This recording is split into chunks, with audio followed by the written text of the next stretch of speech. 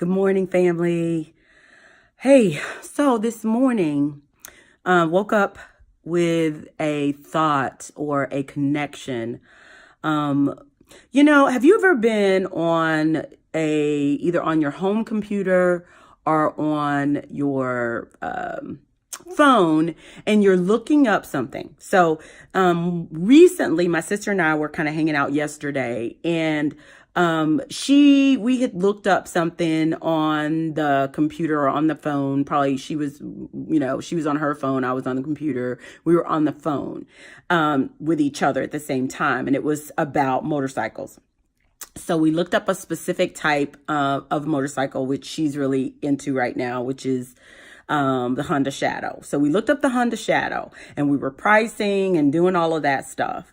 And so then we met up to go take a look. Well, when we met up, we actually met up for lunch. So we were sitting in Papacito's having some little appetizers, and she looked at her phone and I guess checking Facebook. And so when she went out there, she was like, oh my goodness, look at this. And guess what was in her Facebook? An ad for the Honda Shadow, it wasn't even that. It was for Dream Machines, which was the place that we were looking. And so, it's so interesting. And, we just kind of laughed about that and like, oh, that's kind of spooky. And it is. And that's not the first time it's happened. I mean, I'm sure it's probably happened to you guys too. But what I woke up with this morning was that is precisely how the universe works. That's how the law of attraction works. That's how the Bible works. So, whatever a man soweth, that shall he also reap. So what you put into your psyche, what you put into the ground is what's going to grow up out of it. What you focus on is what's going to expand. So all of these different laws, I've always said, if something is the truth, there are a couple things about it. It applies across any religion. It applies across any race, nationality, gender. If it is truth, it is THE, all capital, the truth. And there's a subtle difference there. And I don't want to go down that. I want to stay with what you focus on expands. And I just think that one of the things about humanity is we invent things, kind of like Christopher Columbus, discovered America. Well, yeah, okay. How did America ever get there in the first place, right?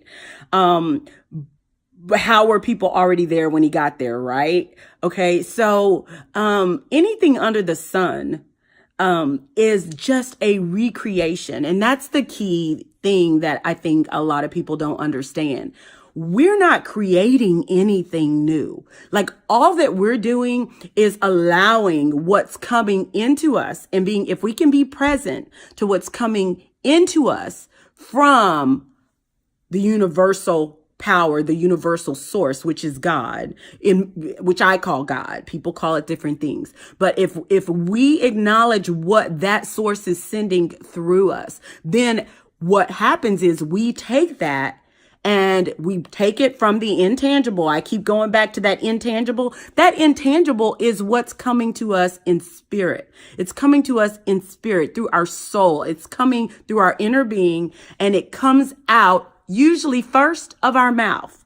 That's where it starts. It comes out of our mouth if we believe it. So if we believe it, it comes out of our mouth. And from there, it goes from the intangible, we put it out into the world, and then we take steps and action steps towards it, which then creates the tangible. And that's how things come into being. And so I used to consult a lot of people on starting new businesses. My practice has kind of moved beyond that to some extent, but now that's kind of an advisement that I give away. If we're sitting down at the cigar lounge or whatever, we may be talking about that. Or if someone says, I don't know, I could be sitting at the waiting line at the driver's license and just a conversation come up and we end up about that. Then one of the things I share with people oftentimes is, if you can think it, you can do it. If you have an idea, if something comes to you and nobody put it there. So it's not like, oh, well, I was sitting with a group of girls and we were all chatting and so said this idea and, oh, that's a good idea. I'm going to try to do it. That's not quite the same thing. Not to say you can't, because you can do anything you put your mind to. I truly believe that. If it's for you, you can do it. But if you're at home and in your own space and in your quiet time, or driving and in your quiet time, some type of something kind of jumps in your spirit about something that you want to do. You know, I want to have a cupcake shop, or I want to do this. This is something that doesn't exist. I mean, I don't know. I could come up with a ton of different things, but, be a stylist, or, start a nonprofit to benefit autism, or whatever that thing is that comes to your soul and calls to your spirit. You have the capacity to do it. And when that happens, it's not coming. You're not creating that. All you're doing is receiving it. And, I'll give you a really, really good example. And I have so many of these in my life, but a really great example of this. I think I shared that I had the Dreams Fulfilled course, that I started back in 2012. And I started that course as an experiential learning course. And the goal of it was to use tools and techniques to help people see what makes them stop. And we all have things that make us stop.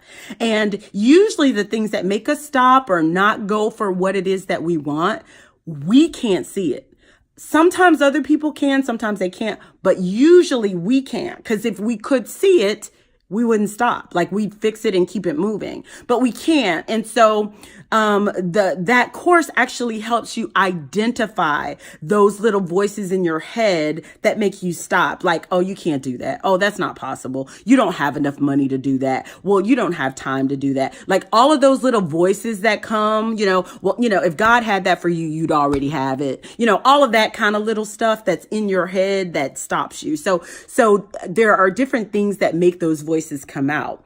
And I'll give you some examples of some of the things. Hard times make those voices come out. So if I'm an actor, actress, comedian, and I'm out in LA and I went out with big hopes and dreams, and then I got out there and maybe got one job, or a couple of extra spots and made a few $100s, and then I'm broke and I'm homeless and I'm sleeping on the bench or beach. And I've known real people who have done this. So I'm not making this up. And it's in those moments, those beach moments where you're sleeping on the beach and you're homeless. And so you got a little money here or there. So you're going and you're using that to eat, and you're going to the different little truck stops or wherever, or shelters to shower, or whatever you're doing, because you really are chasing down this dream that you believe is yours. It's in those times that that voice will come up and say, this isn't for you. If it was for you, you wouldn't be going through that. If it was for you, if it was for you. But oftentimes, if that was something that was for you and in your gut, you just have to keep walking. Because guess what? If you talk to anybody who's made it, they have those stories. They have those stories, and they'll share those stories with you because they want you to know that there is a way to come out of the other side of that. So yeah, those experience things that make us uncomfortable. That's what brings out those inner critic, inner judge voices. Those are what those are. Those are inner critics. Those are really voices of other people who've said things either to you or around you about other people. And so what happens with our brain, we hear, it's called selective perception, but we actually hear everything. So the ear works independent of the brain. The ear is going to hear everything, but our brain is only going to take in what we want to take in, right? And this is how this works. Same with your eyes. The eyes are going to see everything that's in the vision and peripheral. Don't get me messing up words today. But the eyes are actually going to see physically all of that. But our brain can only perceive a little bit. Imagine what would happen if your brain perceived every single thing you saw in a day. So if it perceived every single person in every single car that you passed in traffic going to work and going home, if it saw every single person in the restaurant, in every single chair, ordering every single drink in every restaurant or store or mall that you went in. So when you walk in, let's step back a little bit. Let's just use the mall as an example. You walk into the mall, you open the door. There's this huge open foyer, there's space, there's stores, there's people, and your eyes see that as one big, huge picture. So when they say a picture is worth 1,000 words, it's really worth millions and millions. There's not enough words to pick up everything that you see, the colors, the people, the hair, the height, the weight. You see it, but the brain is only going to perceive. So let's just say that I'm a woman, a healthy Black woman. So I might walk in there, and if I see an attractive man or a man that's attractive to me, my brain is going to pick that up. It's not going to necessarily pick up the pink sweater that's being folded over on the left in, the express store. Like it sees it, but it's not grabbing that, right? So, selective perception keeps us from going crazy, because if our brain took in everything that we saw and everything that we heard, we would absolutely lose our mind. So what happens, selective perception allows us to pay attention only to certain things. Well, guess what those things are that we pay attention to? Those are the things that we are looking for. So you might pause and go, well, wait a minute. I wasn't really looking for an attractive male, or I wasn't really looking for, well, what it is, when we put things in our minds or take them out of our minds and out of our mouths, we are saying to the universe, we're saying to the source of all, this is what I want to experience in my life. And guess what? Just like a, wonderful servant, the universe is going to send us exactly what we ask for. And so you have to be careful. And on the what we ask for thing, it's kind of like back to the beginning. You're going online, you're looking for a Honda Shadow. And guess what? On Facebook, here comes the Honda Shadow. And guess what? If you, not even on your phone, you could go log into your computer at home and boom, there goes the Honda Shadow. And all of a sudden, guess what? You're driving down the highway and you hear a motorcycle. You look to the right. Guess what it is? A Honda Shadow. Creepy, right? It's not. Those things were there. Well, not with them. Okay, so media marketing, that's very specific, is very targeted. They have learned to pseudo reproduce what the universe does, right? So they are trying to use that to manipulate us and our purchasing power. So be real clear, that's not like tied to the law of attraction in any way. I'm using it as an example of what the universe really does do, though. And it shows up because that's what you're looking for. Similarly, if you go and let's just say that you go buy your first car. And you decide that you want to get, a Hyundai Elantra. I'm just thinking because that's what my son drives. But a Hyundai Elantra. Now, you might have never noticed. You fell in love with the Hyundai Elantra and you are driving that vehicle home, and all of a sudden, all week, what do you see? Hyundai Elantras. That's all. You're like, I didn't even realize this many people. You got neighbors that had Hyundai Elantras. You never noticed it before. And a big reason for that. Okay, so I got a doorbell ringing, so I'm going to have to pause, but give me a second and I'll be right back.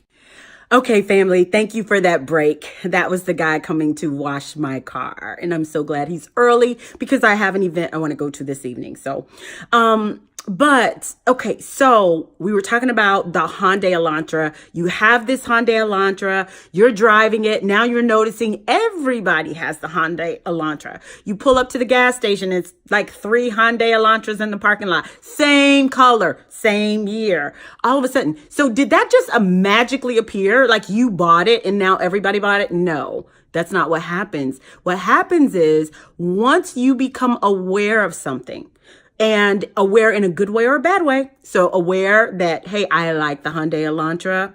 Then you're going to continue to see that. Those other vehicles would have been there anyway. You just wouldn't have noticed them because you didn't know anything about the Hyundai Elantra, or you didn't like it, or it just didn't, there was no reason for it to stand out. So in life, what happens is when we say focus on, it doesn't mean that I'm sitting in the mirror just staring at something like all day long. That's not what focus on is.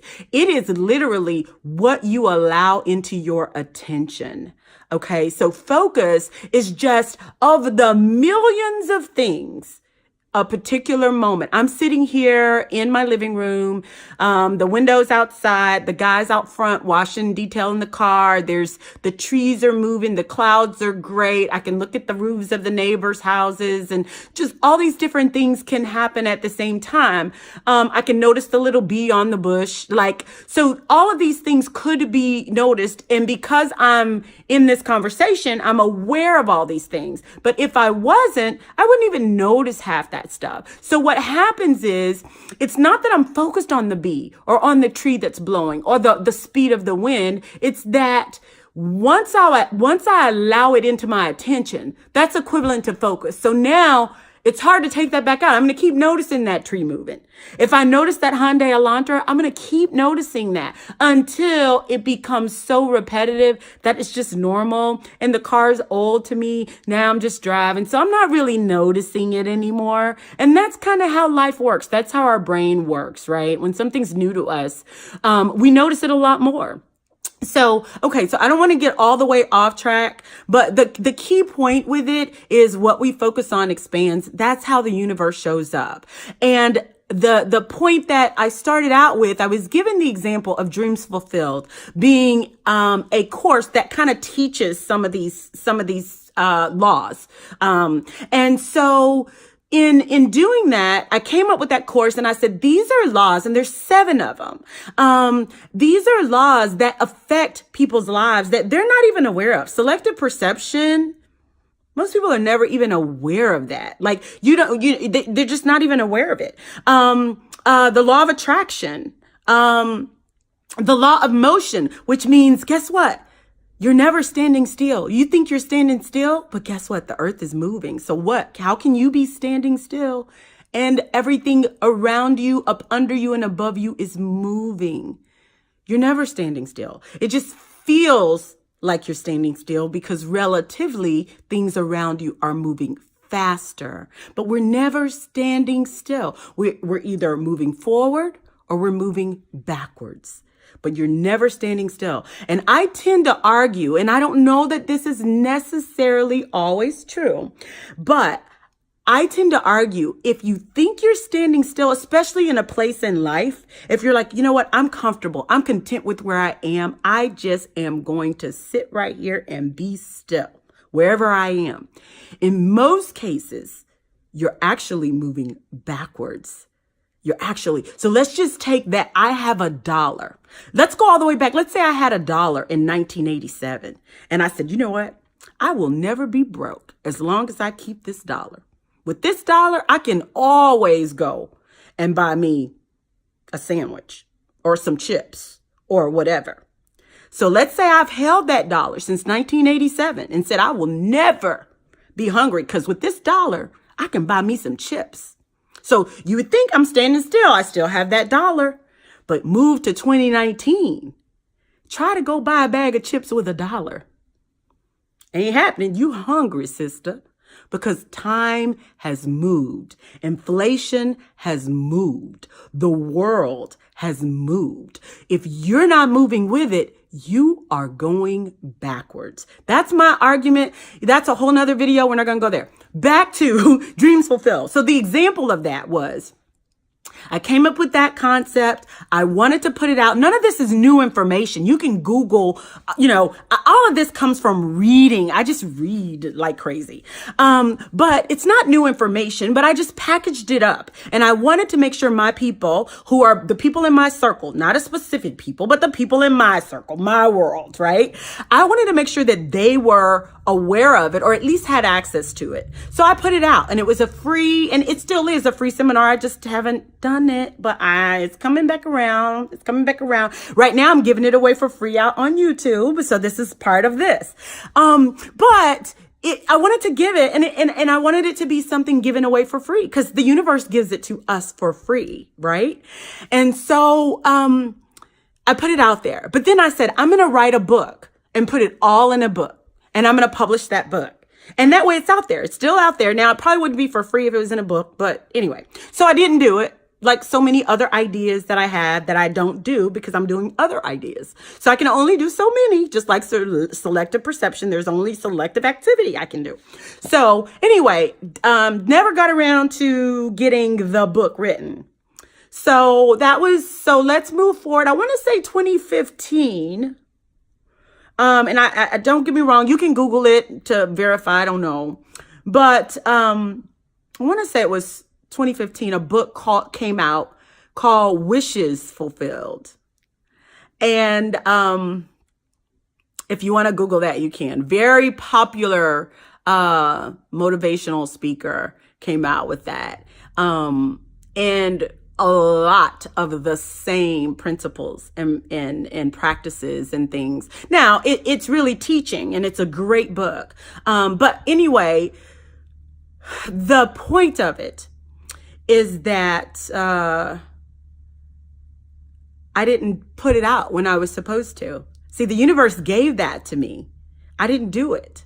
And guess what happened? The universe gave it to someone else who was much more famous than me. Put it out, which actually is a wonderful thing, because that means a lot more people read it than would have read it necessarily if I put it out. But the bottom line, the example there is when the source sends information that's to come, and it's intended for people to use and to have, it's going to come, whether it's through me, whether it's through you, whether it's through whoever. So just know, when something comes into your spirit, it is for you, and you can put it out. But guess what? If it's for others and it was supposed to come and you have the opportunity to bring it out and you don't, someone else is going to do it. So it's not that they're stealing your idea or because none of that we're creating. All it's doing is coming through us. So when you have that opportunity to have something come through, when you get it and it's in your gut to say, put this out, it doesn't exist right now. In my knowledge, it doesn't exist. Then go ahead and put it out, because the universe is waiting. And so if you don't do it, someone else is going to do it. And so with that, I think I'm going to close this. There probably was some other points I was wanting to make, but since I got interrupted, I kind of got thrown off. So anyway, if there are other points, I will bring them in another video. The key point is whatever it is that you want to do it.